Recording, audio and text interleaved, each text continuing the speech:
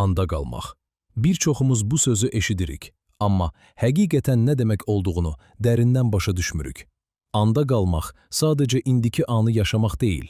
Bu, zehni keçmişdən və gələcəkdən azad edib, tamamilə indiki ana qaytarmaqdır. Bu videoda sizə anda qalmağın nə demək olduğunu, qalmayanda nələr itirdiyimizi və anda qalanda nələr qazandığımızı çox praktik və dərin şəkildə izah edəcəyəm. Başlayaq. Birinci hissə. Anda qalmayanda nələr baş verir?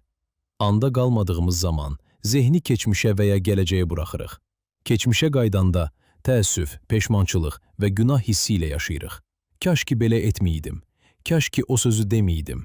Gələcəyə qaçanda isə daim narahatlıq, qorxu və ya nə olacaq düşüncələr içində qalırıq.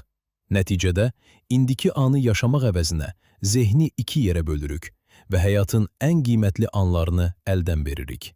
Anda qalmadığımız zaman hisslərimiz kütləşir, ailəmizlə, dostlarımızla, hətta özümüzlə əlaqəmiz zəifləyir. Həyat sanki yanımızdan keçib gedir. İkinci hissə. Anda qalmaq nə deməkdir və qalanda nələr gözləyir? Anda qalmaq, zehni indiki ana tamamilə qaytarmaqdır. Keçmişi buraxmaq, gələcəyi narahat etməmək və sadəcə indini tam hiss etməkdir.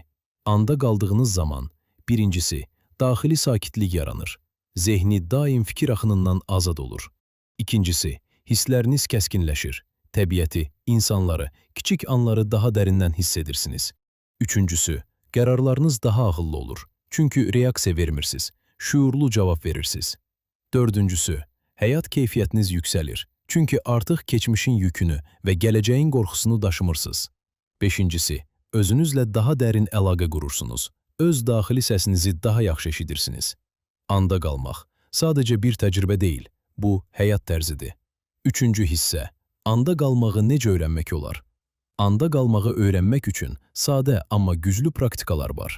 Birincisi, səhər oyananda ilk bir dəqiqə sadəcə nəfəsinizi müşahidə edin. Heç nə düşünməyin, sadəcə nəfəs alın və buraxın. İkincisi, gündəlik işlərinizi şuurlu edin. Yemək yeyəndə sadəcə yeməyin dadını hiss edin. Gəzəndə ayaqlarınızın yerə toxunuşunu hiss edin. Üçüncüsü, fikir gələndə onu mühakimə etməyin. Sadəcə bu bir fikirdir deyin və buraxın. Dördüncüsü, hər gün 5 dəqiqədən 10 dəqiqəyə qədər sadəcə oturun və indiki ana qaydın. Bu kiçik praktikalar zamanla anda qalmağı vərdişə çevirir. Anda qalmaq, hər şey qaydasında olacaq. Çünki həqiqi həyat yalnız indiki andadır. İndi sizdən soruşuram. Bugün anda qalmaq üçün ilk addımınız nə olacaq?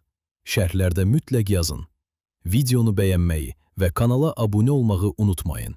Növbəti dərin fərqindəlik videosunda görüşənədək, ekranların ötəsində həqiqi şuurla qalın.